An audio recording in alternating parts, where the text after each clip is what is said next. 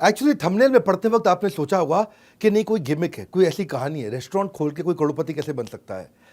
7 steps में दूंगा आपको। हाँ, गिमिक देने का आदत नहीं है, गैस देता नहीं, ताली बजाते जाएंगे, स्पीड से चलेंगे। 7 स्ट्रैटेजी। और कहानी किसकी बता रहा हूं? हार्दिक नाम के लड़के की कहानी बताऊंगा, जो हमसे हमारे द्वारा ट्रेन किया गया लड़का, और जो कि एक्चुअली है गुजराती पर मुंबई में पला बड़ा, साड़ी का छोटा सा बिजनेस किया करता था और दर दर भटकता था पूरे देश के अंदर। खाने को बढ़िया चीज जब उसको नहीं मिलती थी तो उसको पैसे नहीं थे, तो महंगा खाना खा नहीं सकते थे, और सस्ता खाते थे तो तबीयत खराब हो जाती थी। तो बड़ा चक्कर हो गया। हाइजीनिक होगा तो अफोर्डेबल नहीं होगा। हाइजीनिक क्या होटल में मिल रहा है, हाइजीनिक है, साफ सुथरा है, लेकिन अफोर्डेबल नहीं है, जेब पे भारी है। और अगर अफोर्डेबल है, सस्ता है, तो हेल्दी नहीं है, हाइजीनिक नहीं है। मार्केट में बड़ा गैप था।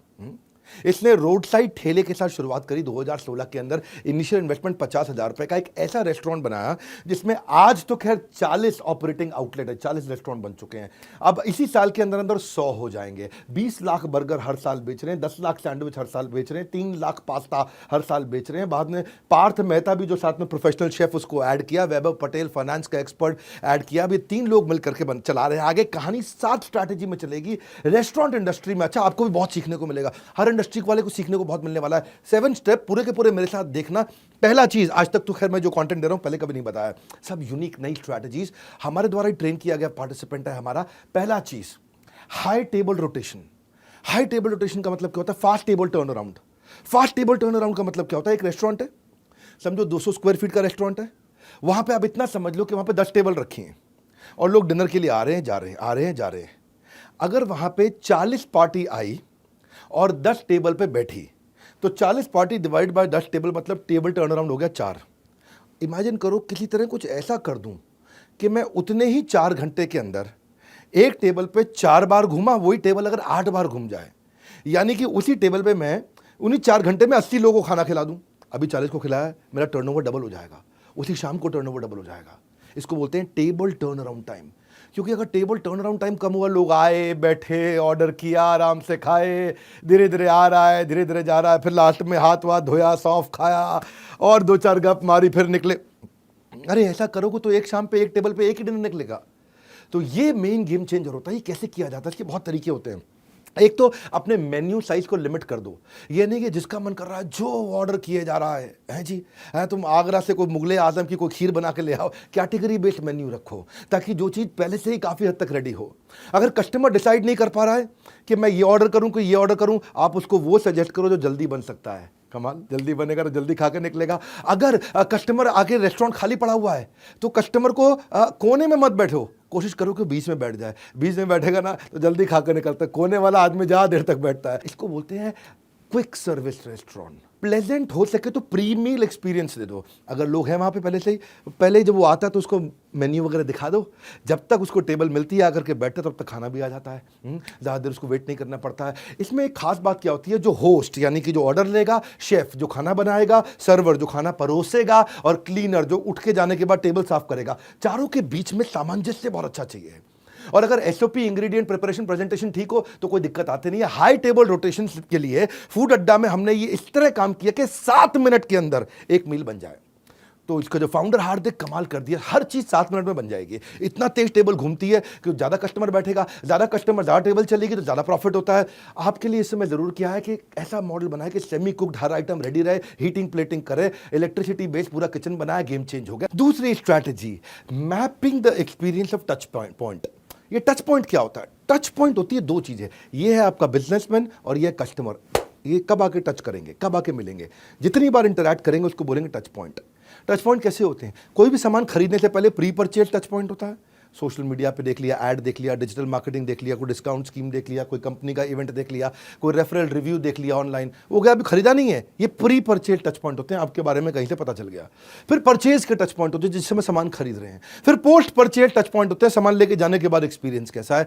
तो ये टच पॉइंट्स अगर आप ठीक कर सको, उसमें सारा गेम चेंज होता है। तो यहाँ पे फूड अड्डा के साथ में आउटसाइड क्रिएटिव ब्रांडिंग, ऐसे विजुअल एक्सपीरियंस बना दिया जैसे टच पॉइंट बहुत सुंदर हुआ। और जो मेन्यू के लिए 10 से ज्यादा क्विजीन बना दिया। नॉर्मली जिस तरह के छोटे आउटलेट बनाए ना, 200 स्क्वायर फीट का छोटा टाइट आउटलेट, फूड अड्डा। इस लेवल के आउटलेट पे, इतनी मिनिमम इन्वेस्टमेंट के आउटलेट पे अंदर टच पॉइंट अच्छे नहीं होते। नॉर्मली एयर एसी काम नहीं कर रहा होता, अंदर एलईडीज नहीं लगे होते, म्यूजिक नहीं चल रहा होता, हाइजीनिक एनवायरनमेंट नहीं होता है, क्या खाने की बदबू आ रही होती है, स्मेल होती है, गंदगी होती है, कैटेगराइज मेन्यू नहीं होते हैं। ये सारी चीज़ें अच्छी करके अंदर घुसने के बाद कमरे में कस्टमर का एक्सपीरियंस अच्छा हुआ। और सबसे बड़ी बात, इनके यहाँ जो मेन्यू होगा, समझो 50 रुपए में खाना मिलता है, 75 रुपए में खाना मिलता है। ध्यान रखना, कोई भी ठेले पे भी 50 रुपए में खाना नहीं मिलता, 75 में नहीं मिलता। यही बड़ी बात नहीं है, इससे बड़ी बात सुनिए। टच पॉइंट समझिए क्या है। इससे बड़ी बात यह है कि जब आप इनके किसी भी आउटलेट पे, छोटे से आउटलेट पे जाकर खाना खाएंगे, वहां पे आपको शेफ आएगा। शेफ आकर के लो प्राइस पॉइंट वाले फूड आउटलेट में इंग्लिश में बात करने वाला शेफ जो आपको रेसिपी और इंग्रेडिएंट समझाएगा, ये कहीं नहीं मिलता है। मेरी बात सुनो ध्यान से, मैं क्या बोल रहा हूं। आपने क्या खाना खाया? आपने कोई भी ऐसा खाया, आपने खाया यहाँ पे टावर वॉफल खाया, टावर वॉफल, बड़ा सा वॉफल हुआ, उसको खाने लगे तो आपको आकर के इतने सस्ते प्राइस पॉइंट वाले आउटलेट पे अंग्रेजी में बात करने वाला शेफ जो आकर के आपको इंग्रेडिएंट और रेसिपी समझाए कि मैंने आपको क्या बना के खिलाया, ये केवल 5 स्टार होटल्स में होता है, ये 4 स्टार में भी नहीं होता है, और सारे 5 स्टार में भी नहीं होता। इसको बोलते हैं टच पॉइंट। ये हो गया एक्सपीरियंस। जब कोई चीज़ आपको 4 स्टार 5 स्टार नहीं दे रही, वो आपको 50 रुपए के खाने पर मिल रहा हो, ऐसा अद्भुत अनयूजुअल डिलाइटफुल एक्सपीरियंस जब मिलता है तो ये मेमोरी में छप जाता है। इसको बोलते हैं रिकॉल। हाँ, और उसके बाद तो पोस्ट परचेज होगा कि भाई हैसल फ्री बिलिंग होनी चाहिए। लास्ट में खाना जो पैक करके दिया गर्म रहना चाहिए, इको फ्रेंडली पेपर बैग है, कोई भी चीज़ आउट ऑफ स्टॉक नहीं होनी चाहिए, या जाते वक्त thank you, feedback, follow up, notification एकदम हाथ जोड़ के मुस्कुराहट के साथ भेजें। इसको बोलते हैं टच पॉइंट। खरीदते वक्त एक्सपीरियंस कैसा है। तीसरी स्ट्रैटेजी, हाउस ऑफ 5 सेंसेस, 5 इंद्रियों का घर। सुनना मेरी बात, क्या होता है। सवाल ये नहीं है कि बर्गर, पास्ता, पिज्ज़ा, सैंडविच कैसे बनाओगे, वो तो सारी दुनिया बना रही है। बर्गर, पास्ता, पिज्ज़ा, सैंडविच सारी दुनिया बना। सवाल ये है कि इसको अलग तरीके से कैसे बनाओगे। 5 इंद्रियां सामने वाले की कैप्चर कर लो, इतना अनयूजुअल करो, इतना स्ट्रेंज करो, इतना डिसप्रपोर्शनेट, थोड़ा हिंदी में बोलता हूं, असामान्य, अजीब, अनुपातहीनता। डिसप्रपोर्शनेट, अनुपातहीन। हाँ, जैसे पानी की बोतल ऐसी होती है, लेकिन अगर पानी की बोतल अगर ऐसी मिल जाए अजीब सी, तो अजीब सी लगेगी ना। ये इसलिए किया सब कुछ ताकि माइंड को अनयूजुअल चीज याद हो जाए। वो कैसे किया? हाँ, ऐसे किया, बिल्कुल अनुपातहीन, अजीब सा, असामान्य। बर्गर का नाम रखा लंबू बर्गर, दुनिया का सबसे ऊंचा बर्गर बना के दे रहे हैं। भौकाल बर्गर, जबरा बर्गर, धुआं burger, big burger pizza, French fry pizza, pasta वाला पिज्जा, हटके झटके पिज्जा, मेल्टिंग पनीनी, फिरंगी सैंडविच, चिंगारी सैंडविच, जायंट सैंडविच, हाँ, मेरी गली का sandwich, Mexican sandwich, tower waffle. ये सब नाम अजीब से हैं। होता क्या है, बहुत अजीब अजीब से सुंदर से बिल्कुल पनीनी मेल्टिंग सैंडविच जो है ना, उसमें से एकदम बाहर चीज निकल रहा है। अब जो है ना, देखने में भी अच्छा लगता है, बोलने में भी अच्छा लगता है, सुनने में भी अच्छा लगता है, पकड़ने में भी अच्छा लगता है, स्वाद में भी अच्छा लगता है, खुशबू में भी अच्छा लगता है। सारी इंद्रियां आपके पास आ गई हैं जी। इसी को बोलते हैं सारी इंद्रियां कैप्चर करना। कस्टमर वापस आता है देखने में, बोलने में, सुनने में, पकड़ने में, स्वाद में और खुशबू में। ओए होए होए होए होए होए होए। इन्होंने मल्टी सेंसरी एक्सपीरियंस दिया, और ये जो मल्टी सेंसरी एक्सपीरियंस है, ये इनका सिग्नेचर प्रोप्राइटरी फूड है। ये आपको कहीं और मिलता नहीं है, क्योंकि पहले आप आंखों से खाते हो। लंबू बर्गर, इतना बड़ा ऊंचा सा लंबा सा बर्गर देखा आपने? कहीं नहीं देखा। पहले आंख से खाते हो, बाद में अपने आप खुद जीवा से खाते हो, वो याद रह जाता है। चौथी strategy, tell minimum sell premium. क्या मतलब हुआ? बाहर बोर्ड पे उस चीज का प्राइस लगाओ जो अद्भुत रूप से सस्ती हो। 9 रुपए का बर्गर है जी, 9 रुपए का बर्गर पृथ्वी पे कहीं नहीं मिलता। ठेले से ठेले वाला भी 9 रुपए का बर्गर नहीं देता, लेकिन 9 रुपए का बर्गर देख के आदमी आता है, 4 चीज़ें और ऑर्डर कर जाता है जी। इसका मतलब है टेल मिनिमम और अंदर आकर के सेल प्रीमियम। इसका मतलब क्या है? First sedate then sell at higher rate. क्या मतलब हुआ? सेडेट मतलब ये 9 रुपए का बर्गर देख के आदमी को नशा हो जाता है। सेडेशन समझते हो ना, डॉक्टर सेडेट कर देता है आपको। सेडेशन फॉर सेडेट है, आदमी को नशा। 9 रुपए का बर्गर, 19 रुपए का फ्रेंच फ्राइज, वो देखते आदमी का 10 रुपए की कुल्हड़ चाय, 10 रुपए का नींबू पानी। आदमी देखता, अरे भैया क्या रेस्टोरेंट, इतना कमाल, कलरफुल और इतना सस्ता दे रहा है। अंदर घुसता है तो वो समोसा भी लेता है, बर्गर भी लेता है, नींबू पानी भी लेता है, एक आधी चीज़ महंगी भी लेता है, एक आधी सस्ती भी लेता है। पॉकेट फ्रेंडली जब मेन्यू हो बच्चों के लिए, बाकी सब लोगों के लिए, उसको शुरुआत में आपने शुरू की, बाहर डिस्प्ले आइटम मिनिमम अंदर आइटम प्रीमियम, तो दोनों का कॉम्बिनेशन। क्योंकि ज़्यादातर आइटम इनकी जो है ना वो 40 रुपये से 100 रुपये के बीच में है। अब उससे क्या हो गया, आपको 10 रुपये 20 रुपये वाली आइटम दिखा के ट्रैफिक बढ़ गया, ट्रैफिक बढ़ गया तो बाकी भी आइटम, ये नहीं है कि हर आदमी खाली चाय पी के जाएगा 10 रुपये की, ये नहीं कि आदमी आया केवल नींबू पानी पी के आएगा, 4 चीज़ और लेगा। 5वां है low cost food innovation. Food में ना इनोवेशन, फूड में इनोवेशन होता ही नहीं है, एक्सपीरियंस में इनोवेशन होता है। फूड का इनोवेशन एक्सपीरियंस का है। लोग क्या करते हैं, अपडेट करते हैं मेन्यू को, अपडेशन ऑफ मेन्यू। यहाँ ऐसा नहीं है, यहाँ एवोल्यूशन ऑफ मेन्यू। मेन्यू इतना इवॉल्व हो रहा है। क्या किया, इसका तरीका बड़ा सिंपल था, एक अलग टीम बना दी, सारा बिजनेस चलता रहेगा चलता रहेगा चलता रहेगा, एक टीम बिल्कुल अलग, भैया सेपरेट टीम, तुम्हारा काम केवल इनोवेशन है। बोलो किस चीज़ का इनोवेशन, तुम्हें ना नई नई चीज़ें ढूंढ के दुनिया से लेकर के आनी है। बोला कैसे, लेकिन याद रखना जो चीज़ दुनिया में 1,500 रुपये की मिल रही है 5 स्टार में, वो हमें 75 रुपये में देनी है। अब ये है तुम्हारा इनोवेशन। ये टीम को टारगेट ही अलग दे दिया जी है, और 1,500 रुपये की जो ताज में आइटम मिल रही है बहुत अच्छी लगे, उसको 75 में बना के दिखाओ, ये मेन मुद्दा है। बोला फ्यूजन फूड। तो इनका जो मास्टर शेफ है उसका काम क्या है, उसको हफ्ते में 3 दिन मुंबई के हर टॉप रेस्टोरेंट में जाके खाना खाना है, बस केवल वो खाली खाना खाएगा, टेस्ट करेगा अलग अलग आइटम को, महंगे स्वाद को सस्ते के अंदर अफोर्डेबल में कैसे देना है। 1,500 रुपये की चीज़ को 75 रुपये में नॉन वेज आइटम को वेजिटेरियन बना करके देना है। इनके वेजिटेरियन रेस्टोरेंट, ये लोग जैन है, सब जैन गुजराती लोग हैं, सब वेजिटेरियन बनाया इन्होंने। तो इन्होंने क्या किया, 5 चेक पॉइंट बना दिए इसके। पहले कस्टमर को टेस्ट कराएंगे, पहले तो शुरू में कस्टमर को टेस्ट करेंगे, लेकिन वहाँ तक पहुँचने से पहले 5 कि जो रेसिपी बनाई है उसका लैब टेस्ट कर लो, उसको टेस्ट करके देख लो, उसका न्यूट्रिशन चेक कर लो, वो कितनी देर टिक सकता है, जल्दी खराब तो नहीं हो जाता, वो चेक कर लो, और कितने रुपए का पड़ रहा है अपने घर पे अंदर जो बनाने में कितने रुपए का पड़ रहा है। 5 चीज़ें चेक कर लो, सब हो गया। अब उसके बाद क्या करो, कस्टमर को टेस्ट कराओ, पसंद आ रहा है ऐड, जो नहीं चल रही है वो रिमूव, और जो थोड़ा और बेटर करनी है improvise, add remove improvise, add remove improvise, add remove improvise, add remove improvise, यही करते जा रहे हैं। ये गेम चेंज कर दिया। क्योंकि जो फूड इंडस्ट्री है ना वो इनोवेशन को ट्रेडिशन से ज़्यादा रिस्पेक्ट करता है। आप कितने ट्रेडिशनल क्यों ना हो, खाने में अगर इनोवेशन आ जाए तो लोग कहते हैं अरे वाह, ऐसी चीज़ जो मैंने कभी देखी नहीं थी, जो कभी पता ही नहीं थी मुझे। हाँ, इसको बोलते हैं फूड का इनोवेशन। ऐसे ही हमने भी क्या किया, यूजर जनरेटेड कंटेंट पे इनोवेशन किया। मैं बड़ा बिजनेस की बात कर रहा हूं, थोड़ा 1 मिनट अपनी बात करूंगा, 1 मिनट क्या बल्कि 10-15 सेकंड में आपको एक खास बात बताने जा रहा हूं। आजकल आप रील्स देखते हो ना इंस्टाग्राम पे, उसमें डेटा जल्दी खत्म होता है। हमने अपनी बड़ा बिजनेस ऐप पे बिजनेस की रील्स डाली और डेटा कम खत्म हुए, डेटा लगे ही नहीं। वैसे आप आओगे अपनी प्रोफाइल कंप्लीट कर लेना, हमने देखा जिसने प्रोफाइल कंप्लीट करी है उसका जो ग्रोथ है, उसके जो फॉलोअर हैं 350% ज़्यादा बढ़े हैं उसके फॉलोअर्स। दुनिया की पहली ऐप ऐसी बनी है जहां केवल बिजनेस और मोटिवेशन की रील्स है और संसार की कोई रील नहीं। वहां पे आकर के आपको कोई नहीं बोलेगा बेबी डॉल में सोने दी, वहां कोई फालतू गाना नहीं चलेगा। वहां केवल बिजनेस ही। आपने अगर डाउनलोड अभी तक नहीं किया कर लीजिए, यहां पे हमने बैजेस बना दिए हैं। लोगों को हजारों फॉलोअर्स मिल रहे हैं, लोगों को बिजनेस मिल रहा है, लोगों को रेवेन्यू मिल रहा है, लोग आके फ्री कंटेंट डाल रहे हैं, आपके लिए फ्री, मेरे लिए फ्री, हर एक के लिए फ्री, हमेशा फ्री। ये बड़ा बिजनेस की ऐप है भाई साहब, अभी डाउनलोड कर लेना। वहां पे आप जितना रेगुलर पोस्ट करोगे, एंगेजिंग पोस्ट करोगे, आपका लेवल बढ़ेगा, लेवल 1 2 3 4 5। आपको क्या बिजनेस मिलेगा वो आप देखिएगा। अभी अगली छठी स्ट्रैटेजी पे चल रहा हूं, लो कॉस्ट मार्केटिंग आइडियाज। इन्होंने लो कॉस्ट मार्केटिंग आइडिया भी 5 तरह के बना दिए। एक होता है मोमेंट मार्केटिंग। मोमेंट मार्केटिंग आप समझते हैं, KGF मूवी आई, बोला KGF की टिकट दिखा दो, मूवी देख के आए तो आपको KGF कॉम्बो देंगे। वुमेन्स डे है तो आपको वॉफल कॉम्बो देंगे। IPL चल रहा है तो इस समय आपको IPL स्पेशल कॉम्बो देंगे। Moment marketing. हाँ, कर्ब साइड मार्केटिंग, बाहर बड़ा अच्छा कर दिया सब कुछ, मैस्कॉट बना दिया, बाहर सेल्फी पॉइंट बना दिया, क्रिएटिव ब्रांडिंग कर दी, फेस्टिवल डेकोर डिस्काउंट कर दिया। या फिर कॉम्बो मार्केटिंग अपने आप में बहुत बड़ी चीज है। कॉम्बो मार्केटिंग का वो विन विन होता है कॉम्बो। एवरेज ऑर्डर वैल्यू बढ़ जाता है। ऐसे आदमी एक आइटम खाता है, एक आइटम खाता है, 40 रुपए की पड़ती, कॉम्बो लेता है तो 150 रुपए का सामान ले जाता है।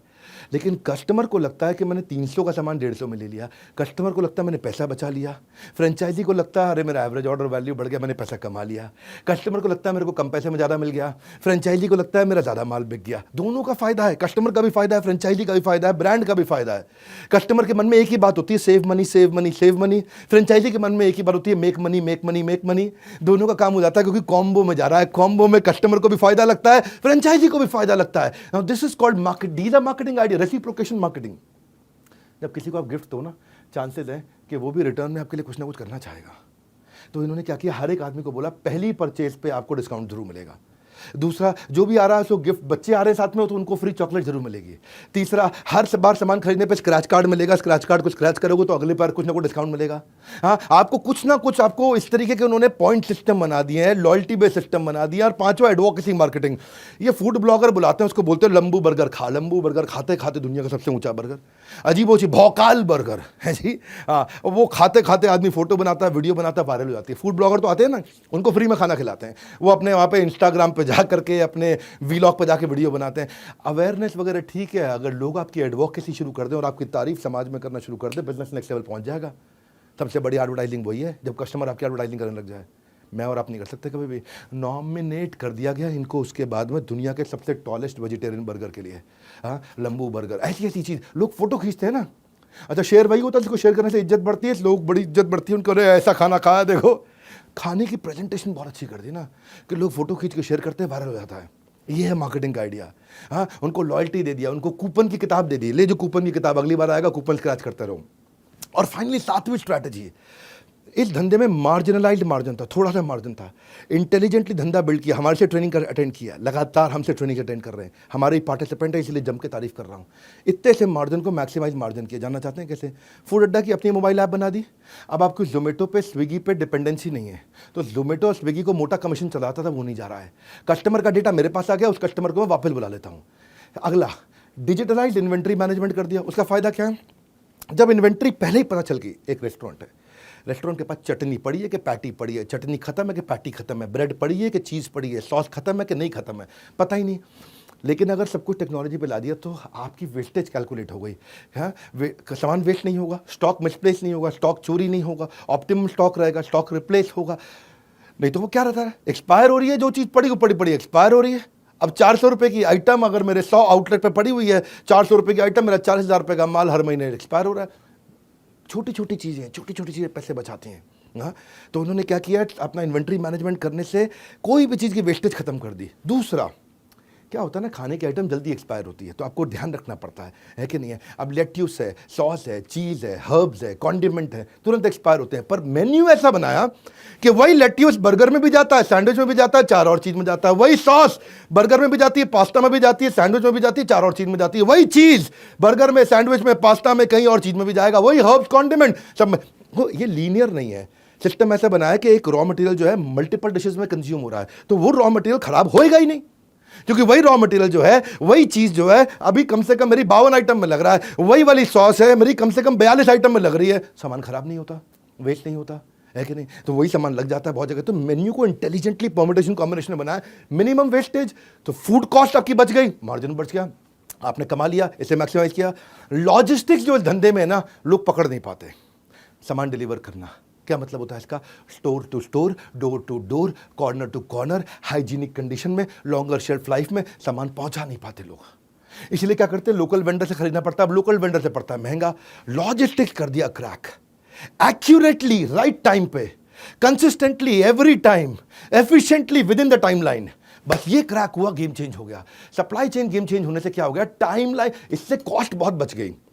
कॉस्ट कैसे बची? ऐसे कॉस्ट बची कि आप लोकल वेंडर से लेना पड़ता था, महंगा पड़ता, अब बाहर से आ रहा है, सस्ते में सामान आ रहा है, टाइम से पहुंच रहा है।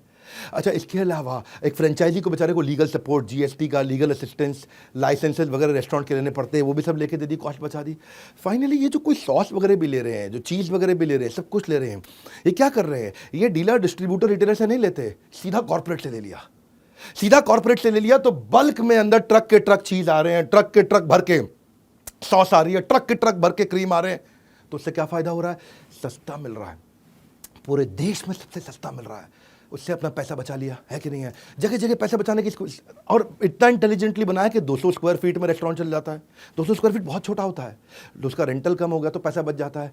स्ट्रीट फ्रेंडली लेते हैं, हाई स्ट्रीट पे लेते हैं जहाँ ज़्यादा फुटफॉल आता है, तो उसको कम कैपिटल इन्वेस्टमेंट है, आरओआई बढ़ गया अपने आप में। और मेन इनका मुद्दा क्या है, जो उनका मास्टर शेफ है वो हर नए फ्रेंचाइजी के पास 100 दिन के लिए जाता है। तो क्रिटिकल रिपीटेबल बन जाता है। जो आइटम 1,500 में बनती है वो 75 में बनने लग जाती है। हाँ, तो ट्रेनिंग सपोर्ट है इनका बहुत बढ़िया, पूरे सब चीज़ों के SOP मैनुअल बन चुके हैं। ये तो है इनका। आज मैंने आपको 60 स्टेप्स के अंदर ऐसा तरीका बताया जिससे आप रेस्टोरेंट इंडस्ट्री में भी करोड़पति बन सकते हैं। इनकी फ्रेंचाइजी लेनी हो तो इनसे बात करना, लेकिन अगर बड़ा बिजनेस की फ्रेंचाइजी लेनी हो तो मेरी आंखों में डॉलर के साइन बड़े बड़े आ जाते हैं, डॉलर के साइन। क्योंकि पता है मैंने कई बार बोला है कि IBC एक ऐसा मॉडल है जिसको IBC बनना तो भी IBC बने, नहीं बनना तो भी बने, क्योंकि हम इसको ट्रेनिंग इतना दे देते हैं कि कोई भी अपना धंधा कर लो, एक बार IBC जरूर बन जाना। क्योंकि इस बार हमने एक नया रेवोल्यूशन लेकर के आए 2 साल के बाद। न्यू हायर इंडक्शन ट्रेनिंग जो IBC की हो रही है वो हम अब अपने कॉर्पोरेट ऑफिस में करेंगे। तालियां तालियां तालियां, हाँ भयंकर तालियां, क्योंकि हर IBC जो हमारे यहाँ ज्वाइन कर रहा है वो आएगा और मेरी टॉप मैनेजमेंट के साथ आकर के अटेंड करेगा ट्रेनिंग। उसमें मैं भी रहूंगा। मैं हर बैच में नहीं होऊंगा, आप वैसे पता कर लेना अगर आप IBC बन रहे हो कि विवेक सर कौन से बैच में आ रहे हैं, मैं उसी में आऊँगा। विवेक सर कौन से बैच में आ रहे हैं तो आप उसमें आओगे तो मेरी भी ट्रेनिंग अटेंड कर लोगे। आप हेड ऑफिस में आकर के देखना, इतना बड़ा इंफ्रास्ट्रक्चर है, इतने सैकड़ों लोग हमारे साथ में काम करते हैं। आकर के देखोगे आप IBC बनने के बाद। आप हमारे साथ डायरेक्ट बनना हो, बोर्डलाइन नंबर पे फ़ोन करके बन सकते हो या देश में किसी भी फ्रेंचाइजी के पास जाकर के बन सकते हो। हमने ऑन बोर्डिंग और हैंड होल्डिंग दोनों में रेवोल्यूशन ला दिया है, चेंज कर दिया, क्योंकि अब डिजिटल का ज़माना पूरी तरह नहीं रहा, अब दोनों का कॉम्बिनेशन हो गया, फिजिकल भी डिजिटल भी। 3 दिन की ट्रेनिंग आप मेरे साथ आकर के हेड ऑफिस में लोगे। प्रोडक्ट रेंज हमारी बहुत बड़ी हो चुकी है, 1,000 रुपये से लेकर के 2 लाख रुपये तक के बहुत तरह के प्रोडक्ट आ गए हैं। तो ये जो इंपॉर्टेंट अनाउंसमेंट है, BB जूनियर लॉन्च हो चुका है, इन सब के बारे में पता कर सकते हो बोर्ड लाइन नंबर पे, या हमारे किसी भी फ्रेंचाइजी के पास चले जाओ, किसी भी ऑफिस में फिजिकली जाकर के पता कर लेना। मैं आपको बता रहा हूँ हमारा काम है रियल बिजनेस। मैंने 7 स्ट्रैटेजी आपको दी, ये बहुत काम आएंगी लोगों को, और जो मैंने अपने बारे में बताया उसके लिए आप फोन करके पता कर सकते हो। फाइनली बोल्ट के नंबर 1 एंटरप्रेन्योरियल यूट्यूब चैनल पे आने के लिए, वीडियो को लाइक और सब्सक्राइब करने और करवाने के लिए, वीडियो को सब लोगों तक पहुंचाने के लिए आप सबका हृदय की गहराई से प्रेमपूर्वक बहुत बहुत धन्यवाद। कमेंट बॉक्स में जरूर आकर के देखूंगा आपका क्या फीडबैक रहा। अगला वीडियो किस टॉपिक पे देखेंगे।